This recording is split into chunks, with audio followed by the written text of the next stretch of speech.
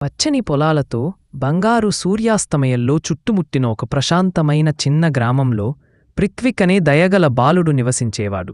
అతని అత్యంత స్నేహితుడు ఇంకో పిల్లవాడు కాదు, గౌరీ అనే చిన్న తెల్లదూడ. ప్రతి ఉదయం పృథ్విక్ తొందరగా లేచి గౌరికి తాజా పచ్చని గడ్డి తినిపించేవాడు. గౌరీ ప్రేమగా అతని చెయ్యిని ముద్దాడేది. అప్పుడు అతను నవ్వుతూ, ఆమెను నా చిన్న సూర్యకాంతి నువ్వే. వారిద్దరూ విడదీయరాని స్నేహితులు. పచ్చని పొలాల్లో పరుగులు తీస్తూ సీతాకోకచిలుకలను తరుముతూ నది ఒడ్డున కూర్చుని పృథ్విక్ మృదువుగా పాటలు పాడేవాడు.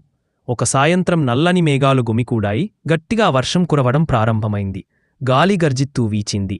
నీరు పొలాలను ముంచెత్తింది. ఆ గందరగోళంలో గౌరి కనిపించకుండా పోయింది.